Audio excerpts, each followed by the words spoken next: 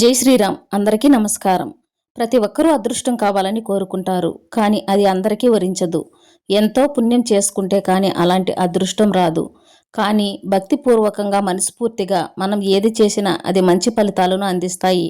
ఆ ఫలితాలు ఏమిటో, అవి ఎలా పాటించాలి అనే విషయాల గురించి ఇప్పుడు తెలుసుకుందాం.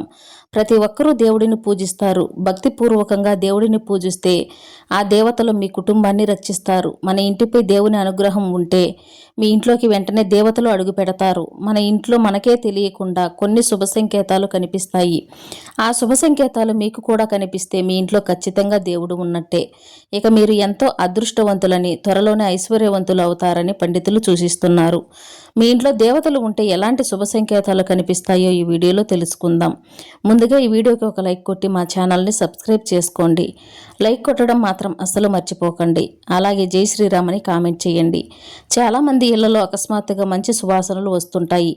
పక్కింట్లో నుండి సువాసనలు వస్తున్నాయిలే అని మనం అనుకుంటాం, కానీ అది చాలా పెద్ద తప్పు. మీ ఇంట్లో అకస్మాత్తుగా పుష్పాల సువాసన, అలాగే చందనం సువాసనలు వస్తే దేవుని శక్తి మీ ఇంట్లో ఉందని అర్థం. మీ చుట్టూ దేవతలు తిరుగుతున్నారని అర్థం. అలాగే దీపారాధన చేసే సమయంలో దీపంలో ఉండే ఒత్తి పూర్తిగా కాలి బూడిదగా మారితే అది చాలా శుభసూచకం. దీపం ఒత్తులు పూర్తిగా కాలిపోతే మీ పూజలు దేవుడు స్వీకరించాడని, మీ పూజలన్నీ దేవునికి చేరుతున్నాయని, మీ పనుల్లో విజయాలు రాబోతున్నాయని అర్థం. కానీ దీపంలోని ఒత్తులు సగమే కాలి త్వరగా కొండెక్కితే మీ ఇంటికి అంత మంచిది కాదు. అలాగే ఇంట్లో పూజ చేసే సమయంలో దేవుని పటాల నుండి పూలు రాలితే చాలా మంచి జరుగుతుంది. దేవుని పటాల నుండి పూలు రాలితే మీరు చేసే పూజలన్నీ దేవునికి చేరుతున్నాయని, ఇక మీ కష్టాలన్నీ తీరిపోయి ఐశ్వర్యం కలిసి రాబోతుందని శుభ సంకేతం. వాస్తు ప్రకారం మన పూజ గది చాలా పవిత్రమైనది. మన పూజ గదిలోనే దేవతలు సంచరిస్తూ ఉంటారు. అయితే మీ పూజ గదిలో దీపారాధన చేసేటప్పుడు మీరు వెలిగించిన దీపం చాలా ప్రకాశవంతంగా నిలకడగా మండుతుంటే అది చాలా శుభ సంకేతం. ప్రకాశవంతంగా దీపం వెలిగితే మీ పూజలన్నీ దేవునికి చేరుతున్నాయని శుభ సంకేతం. ఇక మనలో చాలా మందికి రాత్రి సమయంలో తరచూ కలలు వస్తూ ఉంటాయి. కానీ మీ కలలో దేవతలు కనిపిస్తే మీరు ఎంత అదృష్టవంతులని చెప్పవచ్చు. అలాగే దేవాలయాలు మీ కలలో కనిపించడం, పుణ్యనదులు, ఇలాంటి మంచి కలలు వస్తే ఇక కష్టకాలం తీరిపోయి మీకు మంచి రోజులు రాబోతున్నాయని, ఆ దేవుడు, ఆ దేవతలు మీ కుటుంబాన్ని ఆశీర్వదించారని శుభ సంకేతం. ఇక ఇంట్లో దీపారాధన చేసేటప్పుడు దేవుడికి పుష్పాలు సమర్పిస్తాం. దేవుడికి సమర్పించిన పుష్పాలు వాడుకోకుండా ఎక్కువసేపు తాజాగా ఉంటే మీ ఇంట్లో ఖచ్చితంగా దైవశక్తులు ఉన్నాయని అర్థం.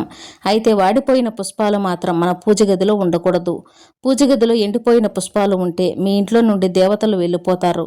అలాగే ఇంట్లో పూజ చేసే సమయంలో దేవునికి హారతి సమర్పించేటప్పుడు దేవతలు నవ్వినట్లుగా కనిపిస్తే మీ పూజ గదిలో దేవుడు ఉన్నాడని, ఇక మీ ఇంటికి రాజయోగం పట్టబోతుందని శుభ సంకేతం. అలాగే మన ఇంట్లో అద్దం పగిలితే ఏదో చెడు జరగబోతోందని మనం అనుకుంటాం. కానీ మీ ఇంట్లో అద్దం పగిలితే మీ ఇంట్లో ఉన్న చెడు శక్తులన్నీ బయటకు వెళ్ళిపోయి మీ ఇంట్లోకి దేవతలు రాబోతున్నారని శుభ సంకేతం. పగిలిన అద్దాన్ని వెంటనే బయటపడేయాలి. పగిలిన అద్దాలను ఇంట్లో పెట్టుకుంటే ఎప్పటికీ మీ ఇంట్లోకి దేవతలు ప్రవేశించరు. ఇల్లంతా దుష్ట శక్తులతో నిండిపోతుంది. చాలామంది ఇళ్లలో బల్లిలు తిరుగుతూ ఉంటాయి. అయితే మీ పూజ గదిలో బల్లి కనిపిస్తే మీ ఇంట్లో లక్ష్మీదేవి తిరుగుతుందని, మీ ఇంటికి డబ్బు రాబోతుందని అర్థం. బల్లి సాక్షాత్తు లక్ష్మీ స్వరూపం కాబట్టి మీ ఇంట్లో బల్లిలు కనిపిస్తే శుభసూచకమే. మన అరిచేతిలో లక్ష్మీదేవి నివసిస్తుందట. అయితే మీ కుడి చేతిలో ఉన్నట్టుండి దురద మొదలైతే విపరీతమైన ధనలాభం రాబోతుందని అర్థం. మన అరిచేతిలో లక్ష్మీదేవి కొలువై ఉంటుంది కాబట్టి ప్రతిరోజు ఉదయం నిద్ర లేవగానే వెంటనే మీ అరిచేతులను చూసుకొని లక్ష్మీదేవిని స్మరించుకోండి. డబ్బు పరంగా బాగా కలిసి వస్తుంది. అయితే మీ ఎడమ చేతిలో దురద మొదలైతే ఆర్థిక నష్టాన్ని సూచిస్తుంది. అదేవిధంగా దేవుని పటాలకు పెట్టిన కుంకుమ బొట్టు చెక్కు చెదరకుండా ఉంటే, అదృష్టంగా కనిపిస్తే అది చాలా శుభ సంకేతం. కుంకుమ పార్వతీదేవి స్వరూపం కాబట్టి మీ ఇంటిపై పార్వతీదేవి అనుగ్రహం ఉందని సంకేతం. ఇక మీ ఇంట్లోకి అకస్మాత్తుగా పక్షులు వస్తే మీ ఇంట్లో దేవతలు తిరుగుతున్నట్టే. పక్షులకు అలాగే దేవతలకు చాలా దగ్గర సంబంధం ఉంటుంది.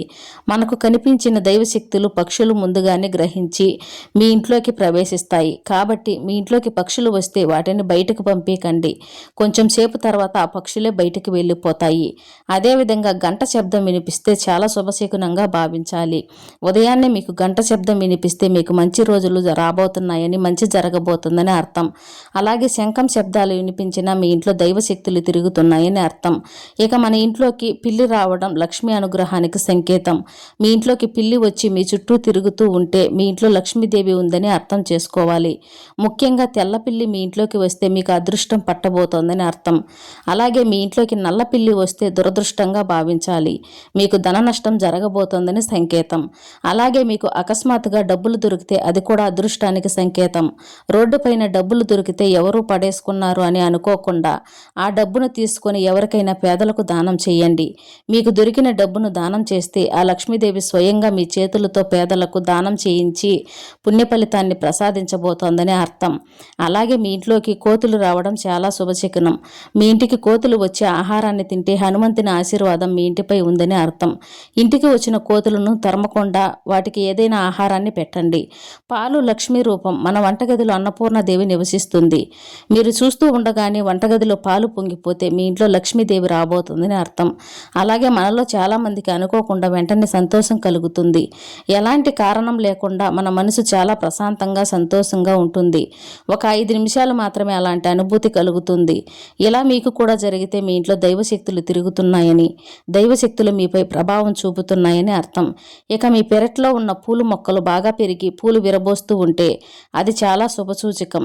దేవతలు సంచరించే ఇళ్లలోనే విపరీతమైన పూలు పూస్తాయి. కాబట్టి ఆ పూలను తప్పనిసరిగా దేవుని పూజలో వాడాలి. అలాగే మీ ఇంట్లోకి తరచూ అతిథులు వస్తూ ఉంటే మీ ఇంటికి చాలా మంచిది.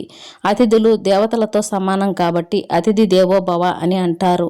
ఇంటికి వచ్చిన అతిథులను గౌరవిస్తేనే మీ ఇంటిపై లక్ష్మీ అనుగ్రహం ఉంటుంది.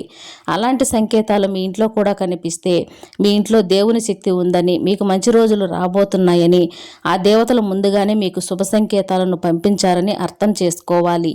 జై శ్రీరామ్.